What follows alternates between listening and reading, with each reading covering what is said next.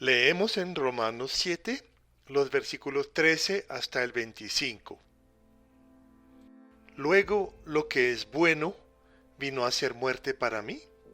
En ninguna manera, sino que el pecado, para mostrarse pecado, produjo en mí la muerte por medio de lo que es bueno, a fin de que por el mandamiento el pecado llegase a ser sobremanera pecaminoso. Porque sabemos que la ley es espiritual, mas yo soy carnal, vendido al pecado.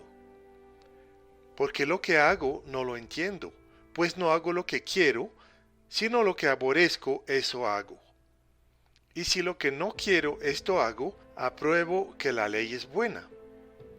De manera que ya no soy yo quien hace aquello, sino el pecado que mora en mí.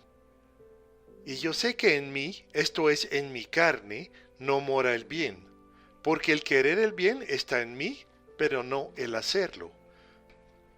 Porque no hago el bien que quiero, sino el mal que no quiero, eso hago. Y si hago lo que no quiero, ya no lo hago yo, sino el pecado que mora en mí. Así que, queriendo yo hacer el bien, hallo esta ley, que el mal está en mí. Porque según el hombre interior, me deleito en la ley de Dios. Pero veo otra ley en mis miembros, que se rebela contra la ley de mi mente, y que me lleva cautivo a la ley del pecado que está en mis miembros.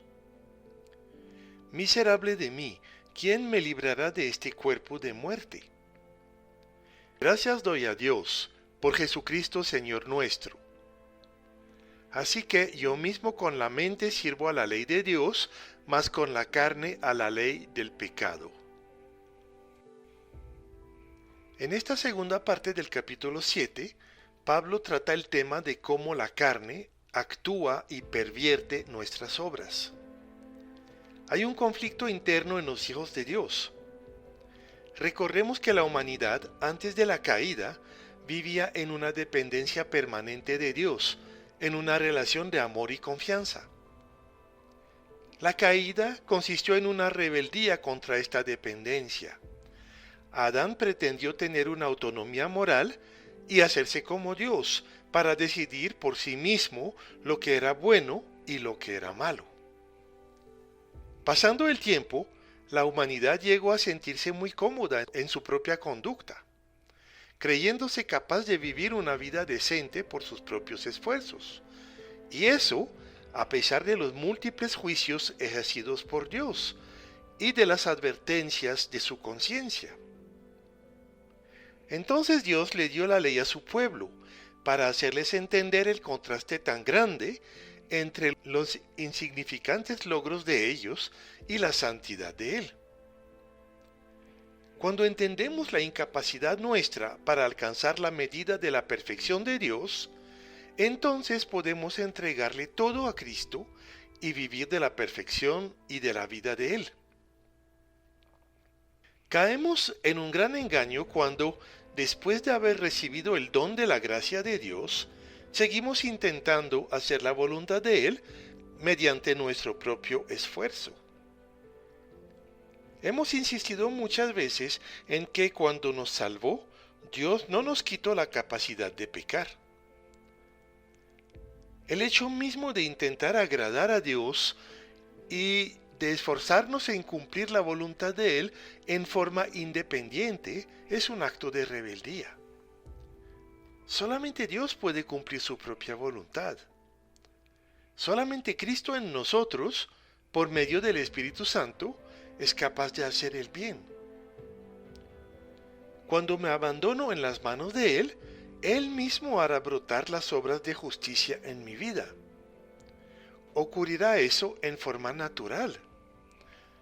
Pero cuando me esfuerzo en cumplir por mis propios medios, entonces el pecado se alborota en mí y causa sus estragos. Es que tenemos el deseo de hacer el bien, pero no tenemos la capacidad de hacerlo. Toda fuerza que no es de Dios es una fuerza de maldad que nos lleva a ofender a Dios. Entonces, por un lado reconocemos que la voluntad de Dios es buena, pero por el otro lado terminamos obrando en contra de esta misma voluntad. Nuestro verdadero ser, la nueva creación que somos en Cristo, desea agradar a Dios, pero se extravía cuando lo intenta hacer por sí misma. Este texto no describe entonces la vida normal de Pablo, sino la experiencia negativa de obrar por sus propios recursos. En otras palabras, esto es Pablo, o nosotros, obrando en la carne en vez de en el espíritu. El conflicto interno es muy fuerte y lo lleva al borde de la desesperación. Pablo llega a sentirse muy triste y avergonzado. Nosotros también nos hemos podido sentir así. Sentimos el peso de este cuerpo de muerte, es decir, de la carne y del pecado que nos impulsan a la rebeldía y al pecado. Esos nos quieren obligar a hacer algo en vez de confiar en Dios. En Gálatas 5, Pablo nos muestra cómo la carne siempre quiere producir obras, pero estas obras terminan siendo malas. En cambio, el Espíritu produce fruto, el cual nace de nuestra naturaleza nueva, alimentada por la vida de Dios. Entonces, cuando confiamos, vemos crecer el fruto del Espíritu. En cambio, cuando nos esforzamos, producimos las obras de la carne. Este combate encuentra su conclusión en el capítulo 8, versículo 1.